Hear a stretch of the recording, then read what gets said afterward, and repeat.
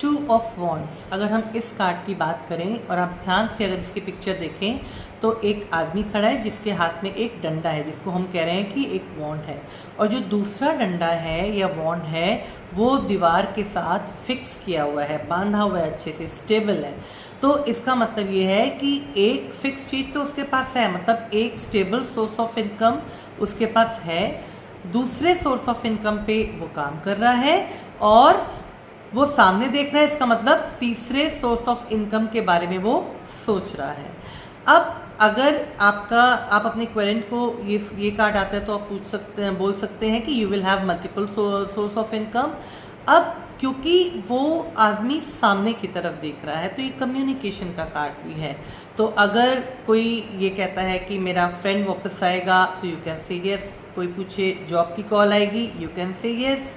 अगर कोई पूछे मेरे को इंटरव्यू की कॉल आएगी, मेरा एक काम बनेगा, तो you can say yes definitely. अब ये कार्ड पार्टनरशिप का कार्ड भी है।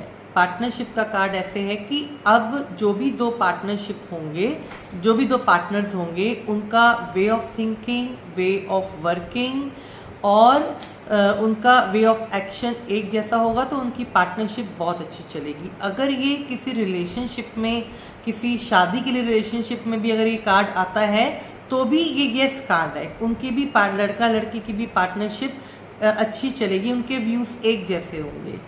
अब ये कार्ड अगर रिवर्स में आ जाता है तो यहाँ पर ये मिसकम्युनिकेशन का कार्ड बन जाता है। मतलब आप जो कहेंगे सामने वाला उसको गलत समझेगा, आप बोलेंगे आम, दूसरा समझेगा इमली, आपकी बात को वो मिस इंटरप्रेट करेगा।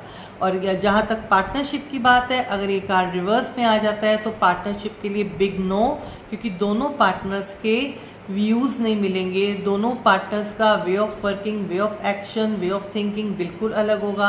लड़का लड़की के शादी के रिलेशनशिप के लिए भी ये बिग नो है, दोनों के व्यूज़ नहीं मिलेंगे, डिफरेंस ऑफ ओपिनियन होगा, नहीं पटरी खाएगी। अदरवाइज अगर ये कार्ड अपराइट आता है तो ये फर्टिलिटी का कार्ड भी है, ये एनर्जी का कार्ड भी है, ये आइडियाज़ का कार्ड भी है।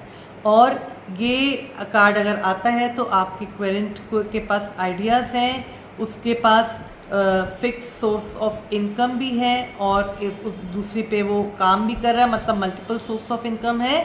तो और उसके पास आइडियाज़ भी हैं, उसको पता है कि उसको क्या करना है। Thank you.